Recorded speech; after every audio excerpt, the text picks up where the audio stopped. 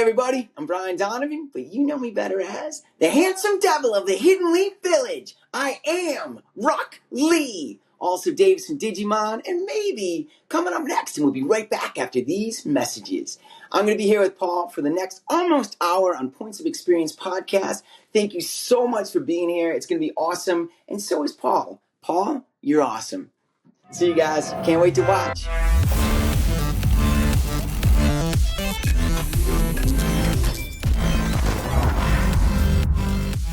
You just heard him say it, but most of you here know Brian Donovan as the voice of Rock Lee or Davis in Digimon.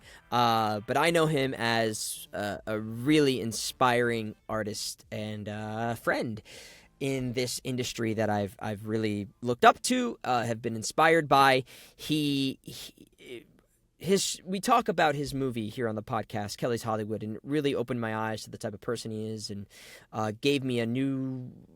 I mean, I already respected him so much, but it really made me want to have a conversation with him and talk with him about life as an artist and what it means and why we do this and how we can inspire each other to do the same, because I think his movie touches on a lot of those things. And we talk about it here today, as well as how he got started in Naruto and finding his voice as Rock Lee and persevering through the industry as someone similar to me.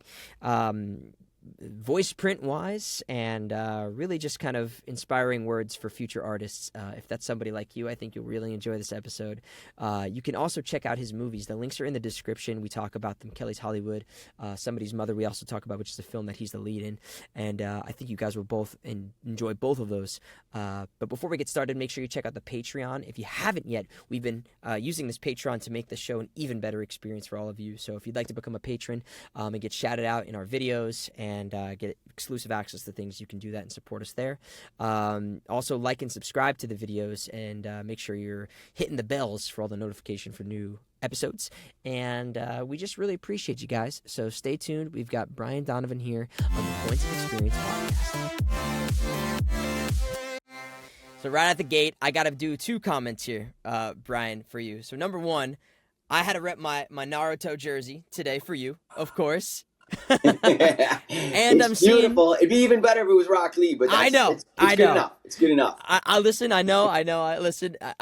Trust me. We already discussed, me and you, that my cat's, his name that we call him is the Leaf Village's handsome devil. It's Sasuke, but we call him the Leaf Village's handsome devil. That's what you call him more. But your shirt too, I see that you're rocking right now, the Kelly's Hollywood shirt. Yes. I love that, man. And I know I spoke to you about this when I saw this one. For anybody here who doesn't know, Brian, this is your film, Kelly's Hollywood. I got to watch it not too long ago, and it did a lot of things to me. A lot of crying, a lot of it was such a heartfelt and sweet film, and I'd love to even start there, just since it's in front of us, man. Yeah. Well, thank you for that, and I just happen to be wearing it, so I'm glad that we both represented with our jerseys. There we go. Yeah, probably the two biggest things in my life is certainly artistically. Yeah, I mean, so yeah, for your fans and your followers, I do the voice of Rock Lee on Naruto. But my shirt is actually about my little sister, Kelly. She was my soulmate. I mean, sadly, she passed away about 15 years ago. But here, I even have a little visual. This is my little sister, Kelly. And me. Where's the camera? Somewhere. There it is. Yeah.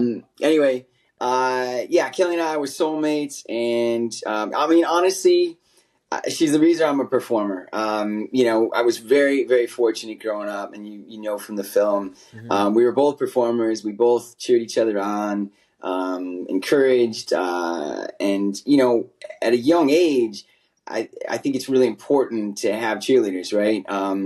And so we cheered each other on, and she bolstered my confidence, and me and her, and yeah, I don't think I'd be a performer. I certainly wouldn't be the performer I am. Had she not been in my life. She was born with Down syndrome in 1969. I'm very old. I'm the older brother, so I was born in 67. But and it was a very different world back then, especially for those that were disabled or born with disability. And but she was the best. And it's called Kelly's Hollywood for a reason. I would bring my little sister out to visit me for 2 months every year.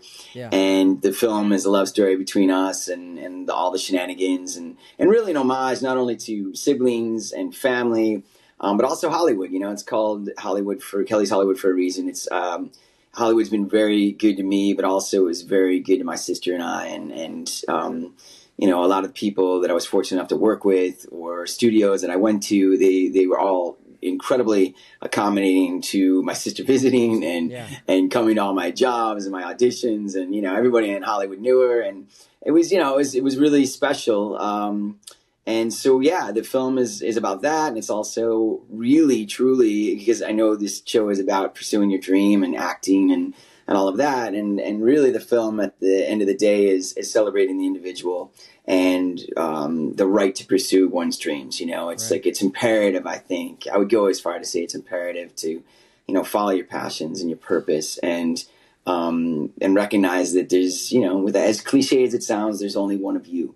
And you bring something special to everything that you do, regardless if it's the arts or just being alive. And so really the film is a celebration of that, my sister, and how awesome she was. And of course, there's always a B story, right? And that's, how that relationship affected my relationships with other women, which is a whole other conversation. But but thanks for starting there. I mean, we can talk more about it too as we carry on. But it was definitely a big part of my creative endeavor. I finished the film in 2015, which is incredible to even say out loud. But so it's been in the world for 9 years. It was on Showtime. Now it's on Amazon.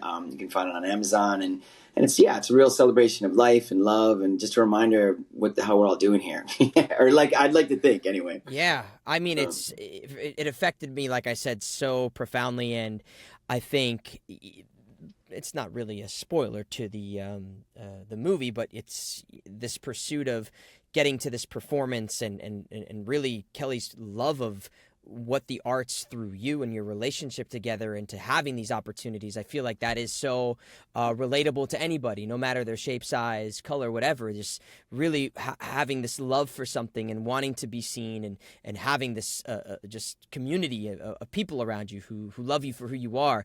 And I think that at its core obviously affected me a lot, and it said a lot about who you are as a person, I think, and as a brother and as somebody in the industry.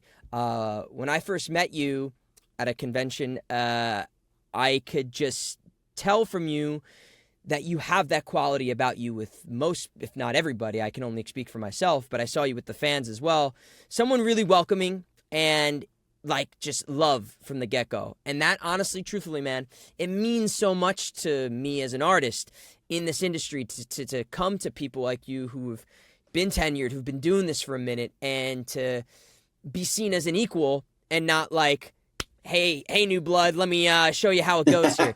Not that everybody does it to that extreme. Yeah. But it was surprising in a very heartwarming way. And I think after I saw that movie, that also really moved me because it just says a lot about, I think, how hard it is to, or how much you want to be seen, and how easy it is to everyone get caught up in their own rat race of wanting to be successful. So it's a bit of a thank you to you. And I guess the question or the prompt of it would be is, what do you feel? Obviously, your relationship with your sister instilled that, but is there some sort of something that this road of being an artist has given you that influence to be that way, pursuing this really competitive, what could be subjectively considered competitive industry where it is very hard and you never really know what the next job is going to be? Yeah, I mean, it's a good question, right? Like, why do we get into this, and why do we subject ourselves to, the roller coaster ride that is the arts? The self-torture of the beauty. self-torture. Yeah. For me, it was a lot of things. I mean, obviously, I know myself well enough to know that I don't do well with monotony. I don't do well with same. I mean, it's very, very hard for me. When I was 23, I was an account executive for a newspaper. I had student loans due. I had just come off a nanny gig with three little girls that I love, but then my student loans came due, and I was like, oh my God, I guess I better get serious. And Mm-hmm. so then I became this account executive for this newspaper, which is just a fancy way of saying I sold ad space. Right. And I remember sitting in my cubicle, a month deep, 6 weeks deep. I literally had a midlife crisis at 23. I just saw my Mm. whole life flash before me, and I just thought this can't be it, And mind you, the rumblings of the arts and all of that were deep inside. But up until I was 23, I just didn't have the courage, to go, okay, I got to do this. But what I will say in general, and this is a little sidestep for anyone listening, and I think we know this inherently or maybe unconsciously, but Mm. we don't come to anything.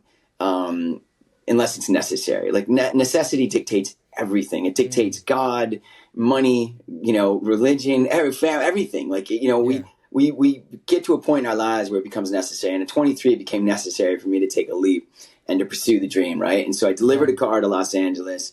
For me, again, I attribute a lot to my sister. Right. Because we performed like almost every breath we took was like just.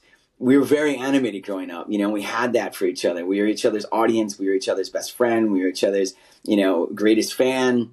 And so that was very encouraging. And then again, the dynamics of the arts. There's also another component when I was 13, and I think we all probably have this moment if we really jump in and we go, I'm an artist, I'm Mm-hmm. committing full bore. For me, it was a combination of all that, right? You toss it in a blender. But I think the real tipping point was when I was 13, I had seen a picture in the newspaper. Again, I'm old, so this is back in the newspaper days when you're going through it. That's where all the news was and all the advertisements for all the Yeah. entertainment and otherwise. And there was a picture of a dance troupe coming to town called Pilobolus, and it's a very famous modern dance troupe. And I didn't know that much about dance. I mean, I was, I was a casual break dancer, Oh, but okay. I saw this picture and it was these dancers on skis, snow skis, and I was blown away just by the image alone. And I asked my parents if we could go, and my birthday was coming up. My mom said, "Well, we can go, but it has to be a birthday present, for the ticket price and all that." Right. And I said, I'm in. Can we go? So my dad and my mom and I went, and what I saw on that stage that night blew me away. Like, you have to, I guess contextually, you have to realize I grew up in Buffalo, New York, which was a very Right. conservative, blue collar rooted town. This was mind blowing. Like I saw stuff on stage that I didn't think was possible. Creatively, just blew my mind. I mean, it Mm. was just all these factors, and I remember walking away from that performance and that evening, just going, I have to be in the arts. Like it was everything that I imagined and more, and just woke something up in me, that was beyond just goofing off with my sister. It was like this Right. creative burst, and then just realizing that so much is possible in the arts. So it was all that stuff, and truthfully, and this I hope is encouraging to your listeners and viewers. I when I did plays and musicals in high school, I wasn't the best singer. I wasn't the best actor. I was just a kid that loved it, And Right. but I never got the lead. I never had the best voice. I categorically was not the best actor on stage, but I loved it. Just like my sister, for that matter. You kind of alluded to the end of the film, or one of the ends of the film, is it culminates into this live stage show that my sister had dreamed of doing, this one woman Right. show. And my sister wasn't the best dancer, just actress, singer, but she exudes. It's like a contagion, right, of Yeah. enthusiasm and love and passion, and those things are infectious. And so I don't know if I was that, certainly not to the degree of my sister, but I knew I loved it, and I knew that it was fun, it was dynamic, it was all these things that I really pined for. And so, yeah, that was it. And then when I was, again, as I was 23, if you jump cut to 23, I just knew that I couldn't die on the vine in Cleveland, Ohio, working at a newspaper. Right. I mean, I just couldn't do it.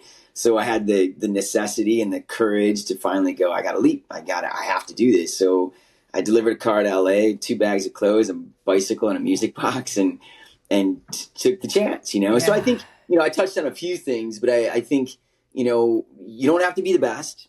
Initially, like I think a lot of people stop themselves from their dreams because they see the competition and they see someone that's better and they're like, oh, I can't do that. I want to Yeah. do that, but I can't do that. Yeah, yeah, you can. Like but you have to leap. You have to work your ass off. You have to get better. And yeah, and eventually you have to leap. Yeah. Necessity will dictate that you will have that little voice one day that whispers to you, that says you don't want to lay on your deathbed and always wish you had. Right. You have to try, right? And that happened to me at 23. That was the wake up. That was like, you know, What were the things that, whether it was you and Kelly or just yourself, like obviously you have the dance experience, but was there TV or movies or plays that informed the bug or the itch for you? Like, did you yeah. watch certain? Oh Like, oh, I yeah. want to do that. Yeah, absolutely. Like these things aren't isolated, right? I mean, they might be isolated in real time, but it's always ingredients, right, in the bowl, Yeah. that you keep adding and it gets better, stronger, whatever. But yeah, I mean, yeah, absolutely, there was a bunch. I mean, I watched TV like every other kid, but it was pretty silly fare back in the '80s. Love Boat, Fantasy Island, stuff Right. like that. Three's Company, et cetera, et cetera. So it wasn't like, heavy duty. But In those were fact, I things used that to, inspired me to a bit. I think I watched a lot of sitcoms and stuff. I was watching yeah, Three's Company, and yeah, and yeah, yeah. and that was part of it. So I don't think it's Yeah. uh, I mean, it was just light, and for me, I think initially it was light. I think, I used to joke that I was more, my aspirations were more Michael J. Fox and Marlon Brando. That mhm. said, if you talk about films, probably the most influential films for me, there's one especially called My Life as a Dog, by Lasse Hallström, the title doesn't really say much, but it's basically about a little boy whose mom is dying, and how he handles that and his uh, experiences and stuff. And it's very, very, it's brutal, but it's also funny. It's like, like my favorite kind of film, like, laughing and crying, in the same space, yeah. in the same moments. And it's all of that. And that I saw in college. I remember it's the only film I've seen 3 times. But I went back to the theater 3 times that week, to see it because I was so blown away. And so that was probably another fundamental moment in my life where it was just like, yeah. And actually really influenced Kelly's Hollywood because, I said if I was ever to make a film, it would have to have that most important ingredient in it, which is, laughing and crying, Right. within the same, moments. And, those are the films that really, inspire me, but also, touch me. I agree. I think very similarly. I loved comedy and stuff growing up, and I loved like I was saying sitcoms and things. But it was always the dramas, like the dark comedies and the dramas, like even something like Cable Guy, for instance. That is very much a comedy. There's just like real darkness about like the Yeah. loneliness and stuff, and I fell in love with those things. What is it as a performer for you? I mean, obviously as a filmmaker that influenced you. What is it about, or as a performer, what excites you the most nowadays? Like, is it getting to do a character that you don't think you've done before, or is it about the stories that you think are most important, or is it working with certain people, or is it getting to stretch and it's something that you don't think you could do, but now you really want to try? Like, what's most exciting? Yeah, I mean, I think probably all of those. All of the Yeah, above. sure. Yeah, I mean, I think it's a common. As you get older, you definitely realize that time is precious. And so there is a little more, I suppose, some weight to that, knowing Yeah, that you want to make sure that you're contributing in a way that you're obviously, proud about, but also that things that you really believe in and stuff. But there's also a component of I got 2 kids and I got to keep the roof over our head and stay yep. afloat. So work is work, and I'm always very grateful for it. I do love the improv rule, yes, and see where it's going to go. So I won't say yes to everything. Yeah. I do have my You got your metric and my principles, your barometer. pros. Yeah. Yeah, but I do love to play. And the reality is, you know, I'm 34 years deep as a professional actor, right? So I think I'd be lying if I didn't, touch on the fact that, it is a ride. The reality is, it's a ride. Like there's peaks and valleys and sunshine, rain, joy Yeah. and pain, all of the rest. And when you look at the duration of like a 34-year career or whatever, even 20 or 15, when you have enough years behind you, you see those waves. Yeah. It's very rare that anyone has this crescendo career that just this trajectory and it just keeps building on itself and you get more powerful and more richer and more opportunities. I mean, those exist. Obviously, we Right. know those people. But more realistic is just these waves, and it does go up. I've been very fortunate. I mean, it has crescendo to some degree, but you also have these real changes, and it's environmental. It's dictated by obviously age and categorically where you're at. It's a little Yeah. different voice, obviously, because I can still do younger Yes. boy voices. But certainly camera, it affects that, and so you might have this heyday, in your early career in your 20s, and into maybe even to your 30s, and then you go, oh, who is Brian Donovan at 40, or who is Right. Brian Right. Donovan at 50, and then the casting people are asking the same thing, and then, of course, things change. Right now, we're in a real heyday for people of color in their careers and Mm-hmm. representation and cultural appropriation and all those things. And that's a real celebration. And I, even though it affects my career personally, just because I'm a middle-aged white dude, I'm also very elated for those performers because a lot Right. of those are friends of mine who in even in the 90s, early 2000s, didn't have the opportunities that they're having. And so they're finally, the pendulum has swung and they're having this wonderful opportunity and representation, which is long overdue. Yeah. But on the flip, obviously that affects me. You probably see it too. You get auditions and the references will be a person of color, or the actors that they're saying that they're looking at, it'll be a person of color, Right. and so you go, okay, well, clearly I'm not going to be their first choice.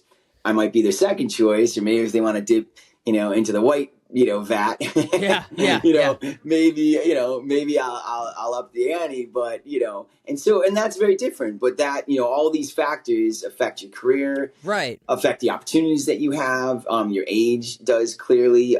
Even in voice, there is a component to wanting to try the next generation, right? And in the 90s, I was that guy. I was Yeah. very fortunate because I was the new guy. I was the young guy, and they wanted to try you. And so then it was like my time.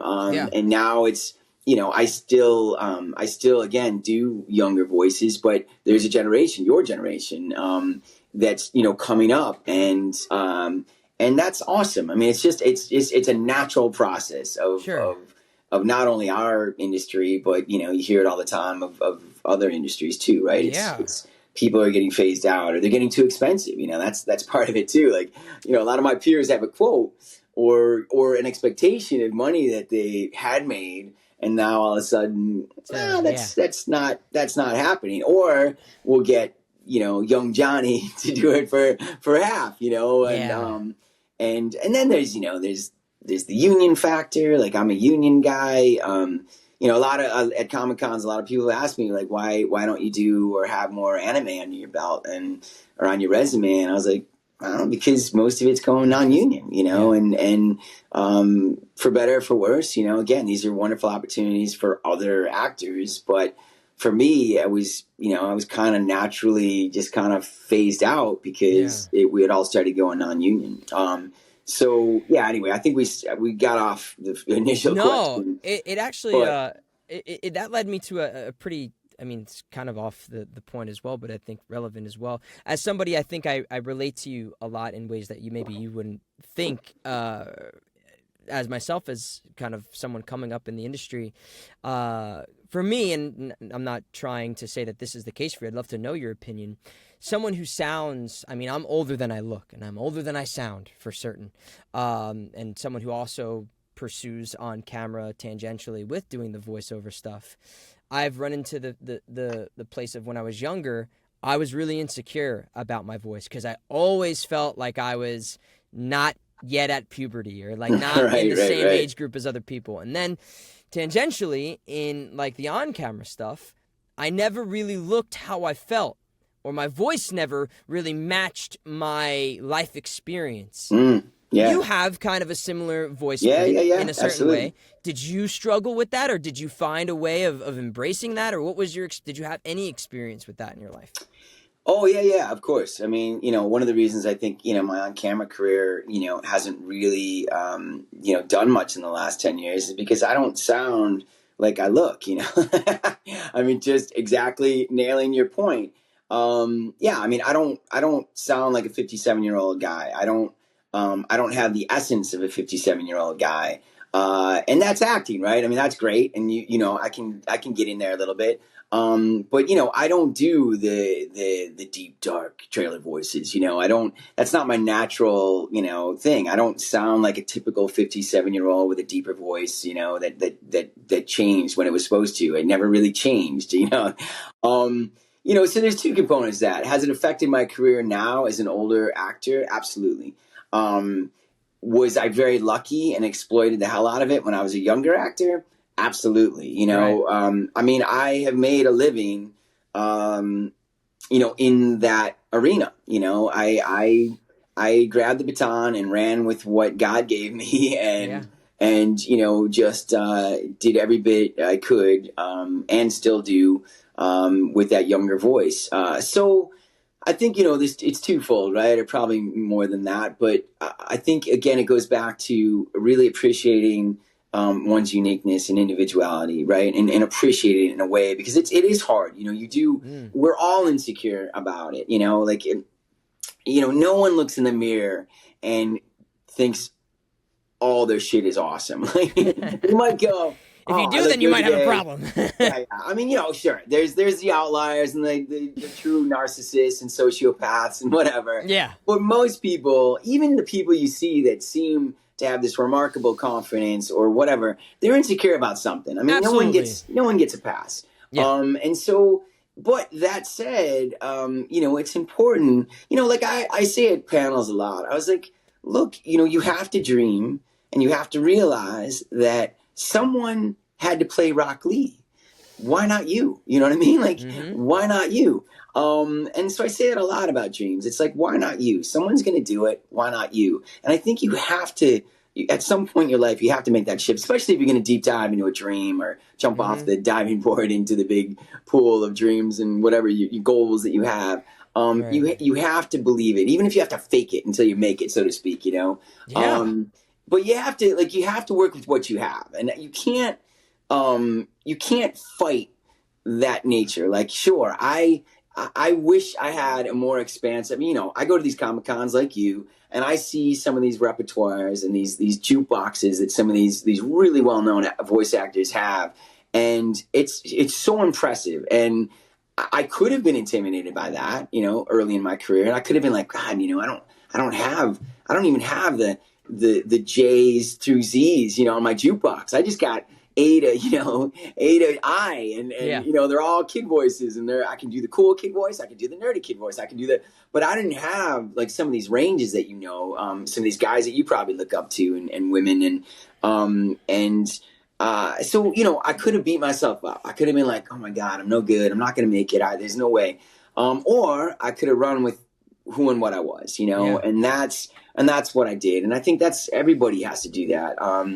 And then you hone your skills or expand them as time goes on. I fought that even on camera. I got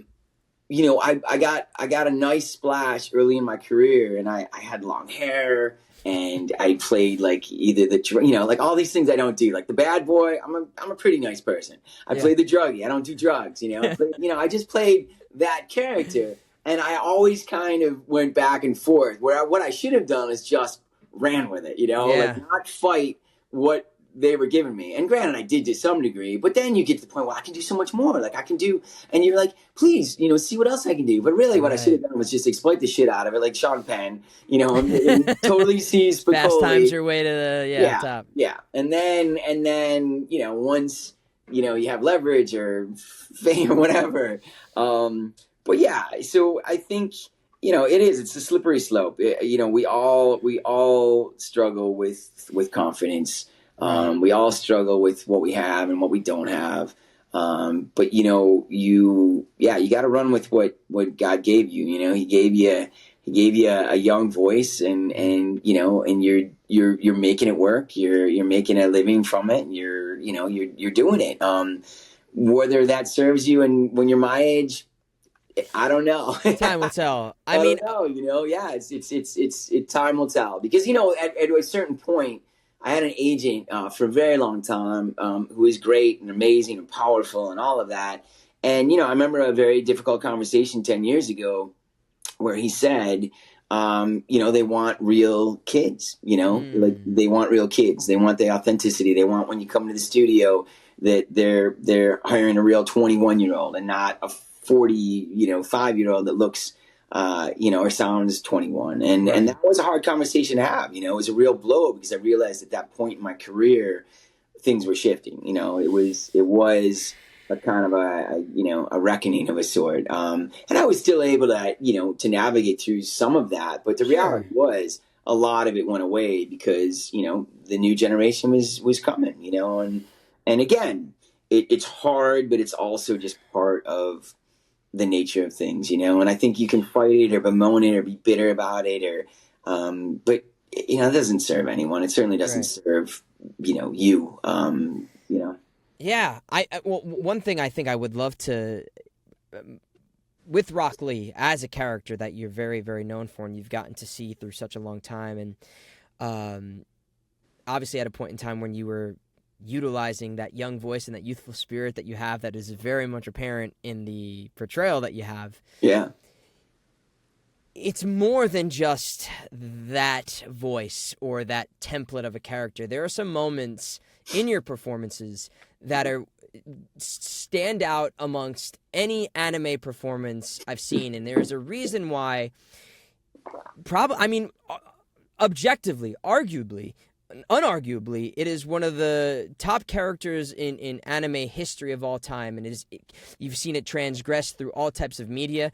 People, athletes all the time referencing Rock Lee and how that affects people who aren't necessarily the most talented, but are willing to work the hardest. And in the UFC, there's an entire fighter, Adesanya, who's modeled basically a huge part of his career off of Rock Lee and stuff. Yeah. And I think on paper, you can just look at the character, but as an English speaker in America, to consume the English dub, your performance at some time, at most times, and a lot of the moments that Rock Lee is on the screen, you have such a realness and a fire and a youthful vigor that it's a credit to your performance. And I think it's why an English dub was probably one of the first at the time to really break through the mold.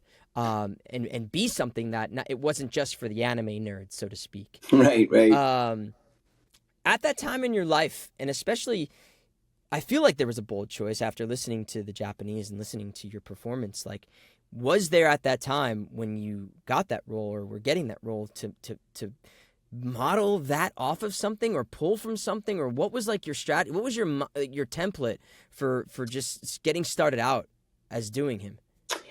Yeah, you have your process, and everybody has a process. If you ask the actor, I think for me, and again, we're going back to 2005, so it's a little blurry, but yeah. What I do remember is the team that did Digimon. Part of them were doing Naruto, and they knew what I did with Davis from Digimon, and brought kind of again that youthful exuberance, that positive energy. The loyal to a fault, the passion to a fault, stumbling and bumbling over his own mistakes because he leads with, passion without maybe necessarily thinking it through. And so there was similar qualities to Rock Lee, and it's one of the reasons they brought me in to be considered for Rock Lee. So I started there. I mean, that was, that was Rock Lee. It was like, super passionate, super enthusiastic, super emotional, with these levels. And so, yeah, I didn't listen to the Japanese reference. I didn't think that would serve me at the time. And I'm glad I didn't. Yoichi does an amazing job, but I didn't want those influences kind of out of the gate. And so, yeah, I mean, honestly, the hardest part for me with Rock Lee was that he doesn't contract. And so very few people speak that way. It's like no one speaks that way naturally, and certainly not in this contemporary time. Right. And so I was like, oh my God, how do I do that and make that sound normal, natural? And so that was really challenging for me because, as you can hear from my natural speak, I'm pretty California, I got a pretty lax delivery, and it's enthusiastic. I mean, I bring a lot of qualities of Rock Lee to my own being and vice versa, but it's lax. It's not, I contract everything. And, so that was really difficult. I think that was the hardest kind of like, okay, how do I solve this? And then I found it, and what you hear and what's become the iconic Rock Lee voice. Clearly the producers thought so too, and but none of us knew. And your biggest hit too, like you just don't know. Like we've both done a bunch of work, and some things hit, some things don't. Like we didn't know. You never know. Yeah, no, Naruto. We didn't know if Naruto. We had no idea. Right. And even anime. I mean, it was. As you know, it was in 2005. It was still fringe. I mean, people, you in high school, you'd whisper in the hall. Like it wasn't like this. It wasn't what it is now. Yeah. You were the freak and the geek and the, and so. Tell me about it. Yeah, right. So yeah. I mean, so we didn't know. And anybody that may profess that they did, is lying. And like this was just another audition for a pretty cool, fun character. I really, as legend goes, I almost walked away in the beginning, to be frank. And this isn't the first time I've told people this, but, when I first started recording, I wasn't at the audition, but when I finally, booked the gig and, we were in the studio, we did the first 2 episodes, maybe 3 that first session. But the dynamic between Guy Sensei and Rock Lee, I just thought was like, not really healthy, a little codependent and toxic. I just didn't get it. And I remember talking to Mary Elizabeth, and I go, what are we doing here? Like, what is this? I'm not really comfortable with this relationship and the dynamic, and it just seems really unhealthy to me. And I just don't want to, I don't know what I'm doing. I'm not sure I want to subscribe to this. And God love Mary Elizabeth. She's like, look, I know where this goes. I know, I'm ahead, right? Right. I know where this goes. I'm asking you to trust me. I think, and I don't really live this way, but she's like, the ends justify the means. And, at the time I was like, I love Mary Elizabeth. I trusted Mary Elizabeth, and I was like, okay, I'll go for the ride, and I trust you. I'll see what happens. Yeah. But I was concerned for sure. And, in hindsight, it's like, holy mackerel, I would have walked away from, like one of my most iconic roles.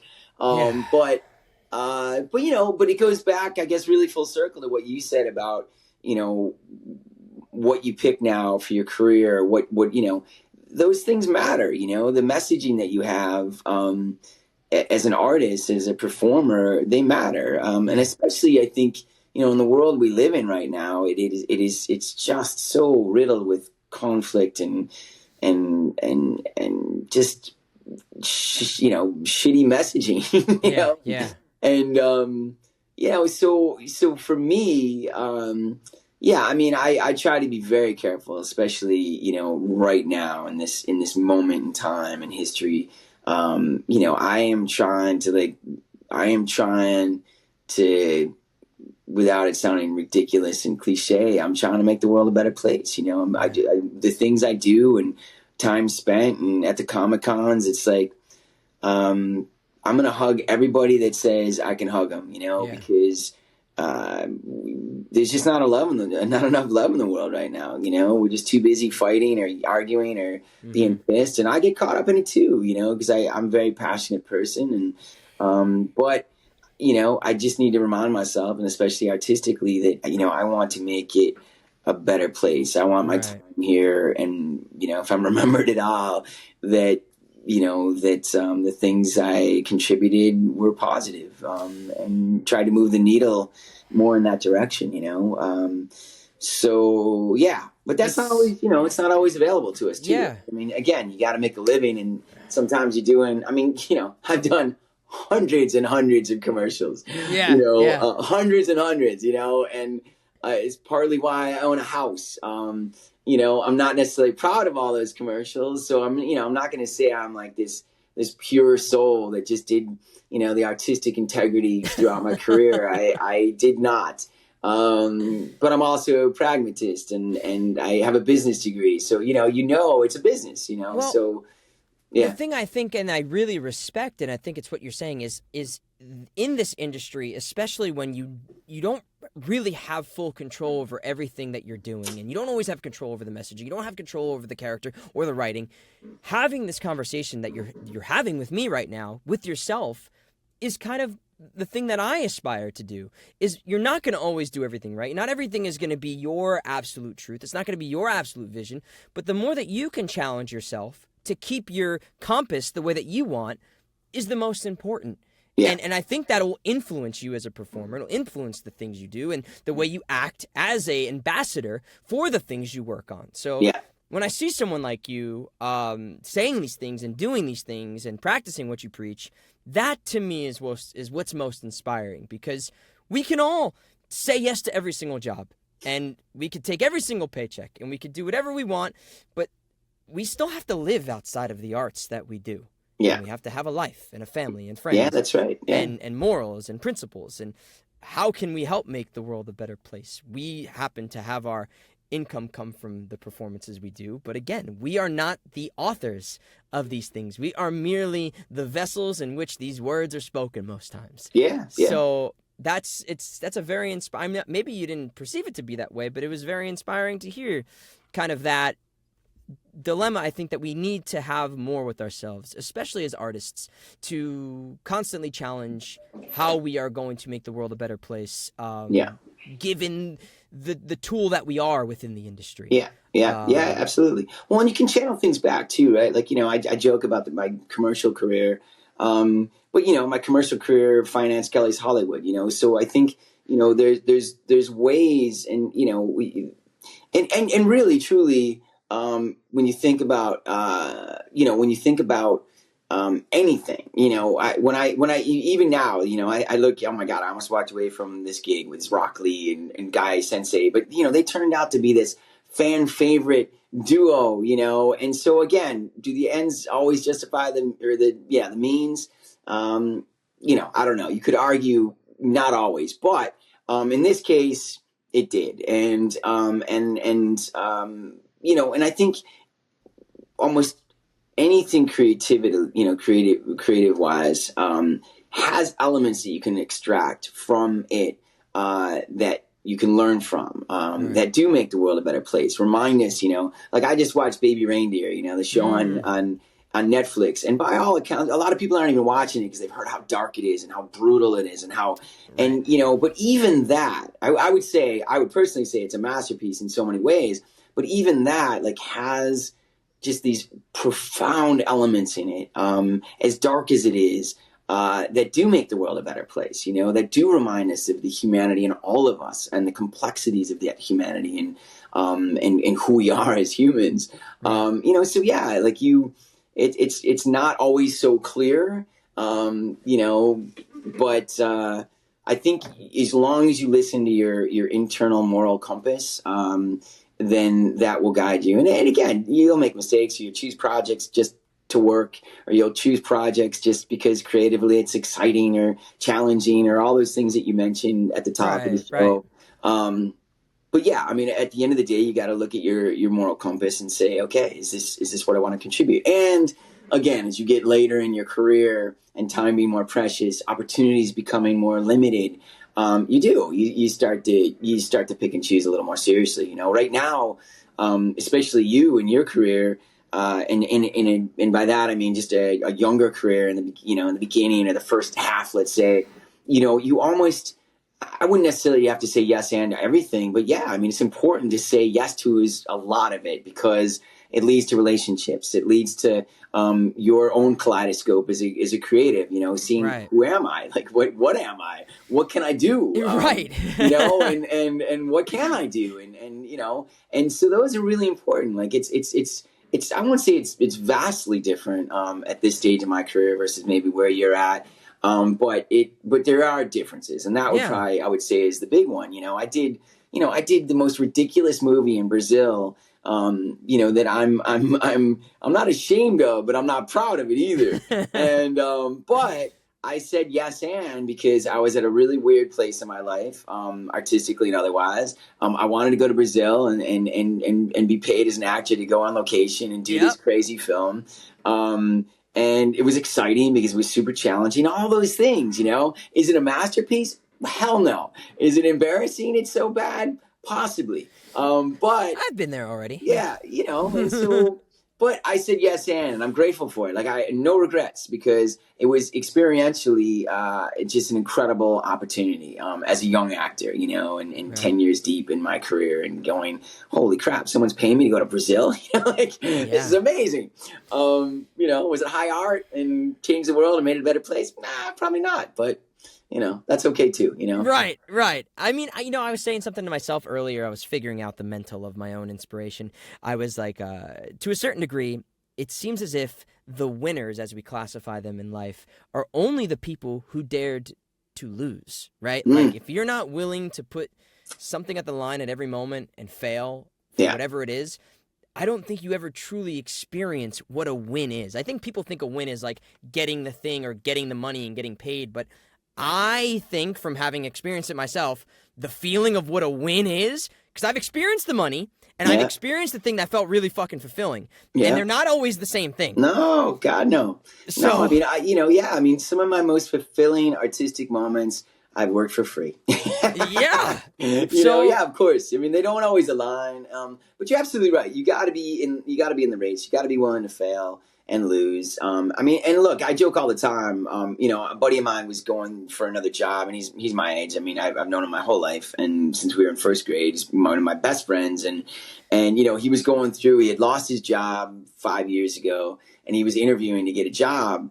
And he wasn't finding success. He had interviewed like 10 times, and he still hadn't found a job yet. And I jokingly said one day, I said, you just described my whole career, and so, I mean, to really cap this, for your fans and for your listeners and all of that. Yeah, this is a rejection game, right? This is like, if you really want to get in that, in this business or as an artist, in whatever capacity or medium, you have got to find a place for resilience. And we got classic Rock Lee stuff, right? The gift of perseverance, right? You have to be okay with rejection. You have to push through that. You can't let it, because that is the gig. It's rejection. You and I both know that you're going to swing sometimes at 50 to 100 balls before you even crack a first base, maybe, and then maybe, lo and behold, you score a home run. But those are far and few between. Like, even Miley, who does Naruto, she said, I got 3 jobs last year, but I auditioned. She said whatever the number was. I don't want to quote her, but it was in the hundreds. It's like hundreds and hundreds, and so and especially for the fans, they see us, especially when we're at Comic-Cons or on these panels, they see the success, but they don't see all the stuff. Behind the scenes. They don't see us. No one. Yeah, no one. And they don't see us going into our studios when we don't want to at all. We're not in the mood. We're already tired. We've been working, or I got 2 kids and I've been working and playing with the kids, and then all of a sudden auditions come in and they're due in an hour. They're due, by 8 a.m. and I'm like, oh my God, And then you got to summon that, right? It's a discipline. It's and granted, I'm not complaining. Like, I know people are like would beg for those opportunities and pleading for those opportunities, but but it's not, that's, I'm just highlighting the fact that it's not all glamorous or panels or Comic Cons Right. or these celebrations. Those are phenomenal. Those are the cherries on top. But the reality is, like every other job, it can be a grind, Right. and it is a grind. I mean, that is work, right? I mean, it's not all fluffy and awesome and all of No. that. And again, I don't want to end this on the Debbie Downer note, but there is a reality to it. And I will say this, and I think this is kind of maybe a perfect way to at least cap that part of it. And then I'm going to have to go, sadly. But, there's a great book called The Subtle Art of Not Giving Up. Beep. And one of the metrics he has for pursuing your dreams or your goals and whatever you want to call them, is he said, you look at the worst part of that dream, the worst part, whatever it is, the paperwork, the compliances, the bookkeeping, the going into the studio at 8 a.m. before you got to go to work, and you're like, you're still getting crap out of your eyes and your kid's screaming in the other room. Whatever the worst of it is, the rejection, the hundreds of rejections, but you still have to do it. Yeah. That's still your dream. Then that's the metric, right? Then you got to go after it. You have to go after it, because you will lay on your deathbed and always wish you had. And no one's going to guarantee your success, but the opportunity to try, that's it. That's all anybody can offer you, right? Or I should say, that's the only thing you can really offer yourself. Is that you true to yourself and give yourself the opportunity to try. There's no guarantees that you're going to have success. There's no guarantees your dreams are going to come true. But I guarantee you, if you do the work and you honor the dreams, the goals, or the purpose that you feel like you have, and you water that garden, and you do the work, and you nurture, you will bear fruit. It might not look like the fruit of the tree that you envisioned. Yeah. You might not find the fame that you had hoped, but you will penetrate. I've seen it in my own life, your life, a ton of people in my life, Yeah. It works in that way. Again, it might not look exactly like you thought, but if you work your ass off, you create a visualize, you take that leap, you vibrate with every fiber of your body towards your goals and your dreams, you will bear some fruit. And that's a pretty awesome thing. And it's magical when it happens. But you got to do the work, There's no shortcuts, and I think a lot of people, here's the reality. Okay, I'm going to leave you with this. And you talk about like me as like 34-year-old veteran. Here's the reality. And I just said this at a panel recently. In 34 years, I have had 200 plus people reach out to me in some capacity. How do I get into the voice world? How do I do this? How do I get in? How do I get in? How do I get in? My cousin wants to get in. My son wants to get in. My son's best friend wants to get in. Whoever it is, 200 plus people. And I will tell them steps. And then I will say, get the reel together. I'll end with, get the reel together with your 8 to 10 voices, 90 seconds, 2 minutes, whatever. Make it professional. Send it to me. If I love it, I am willing to pass it to my agent. If I have notes, I'll give you back notes and you send it back to me. We'll figure it out. We'll go from there. I'll coach you through it. But I'm willing. I got opportunities. People help me. I'm willing to do this for you. 200 plus of those conversations. A couple people follow up, ask some follow-up questions. 3 people in 34 years gave me a reel. Wow. 3. And that's the reality, right? That is the reality. We know it, right? And so it's awesome to have dreams. Awesome. I am a cheerleader for dreams. My movie's about dreams. Right. But if you're not willing to do the work and really look in the mirror and do the work and know what that entails, or at least an idea of that, the realistic version of that, then you got to pivot and go after something else. But if you're willing to do the work, jump on in the pool, baby. It might be a little shocking when you jump in, but you're fine. You're fine with paddle. It ain't gonna be heated, I'll tell you that much. No, it ain't gonna be heated. It might warm up, but it's not gonna be heated when you first jump in. Yeah, after you're in there with a couple other people baking and stuff. Brian, seriously, thank you so much for your time. I would quickly just blow the smoke up your butt. I watched Somebody's Mother yesterday. Fantastic performance. Everybody, please go watch that if you're interested in seeing a side of Brian that is very different from from Rock Lee, and I think some of your finest acting work. Thank you, brother. Seriously, thank you for your time on here and sharing everything. You've been a great friend and a mentor, whether you think that or not, to me, but to, I'm sure, many other people, an inspiration and a light within a dark time that we have here, and really, honestly, honored to have you here on the show. So thank you for. Well, for right sharing. back at you, man. And look, I go back to like contributions to the world, and you're making the world a better place. And thank you, man. You're giving also other people opportunity to talk about the business, talk about their lives, talk about things that they care about. Heck yeah. Kelly's Hollywood, everybody. We'll have that kudos, in the description. Kudos to you, brother. And thanks for watching Somebody's Mother, man. That's not easy to find, but yeah, I appreciate that. It's dark. I will warn the viewers, it's dark, but support artists. But most importantly, and I say this on almost all my signings, never give up and always lead with a pure heart. The best of Rock Lee. Kindness, man. Kindness. Lead with kindness, because we need it as much as we can in this world. Amen, brother. Amen. Yeah. Seriously, can't end it better than that. Thank you so much for your time. Have a wonderful rest of your day. And you too, we'll man. And give Sasuke, aka the handsome devil, the hidden leaf, a big hug and a kiss for me. Absolutely, dude. All right, take care, bro.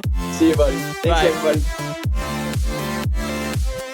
It's very rare that you meet people who are doing everything they can to make this world a better place through what we have as artists, voice artists. I mean, a lot of people make movies like he has with Kelly's Hollywood, and a lot of people will write stories, or they'll be spokespeople on their social medias for things that are important. But Brian walks the walk and he talks the talk.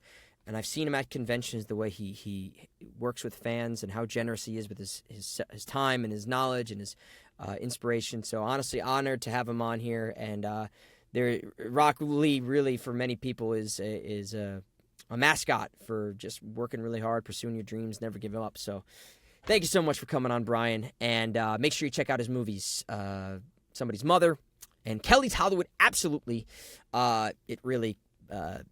You'll leave crying, and hopefully you'll leave inspired. Check those out. The links are in the description.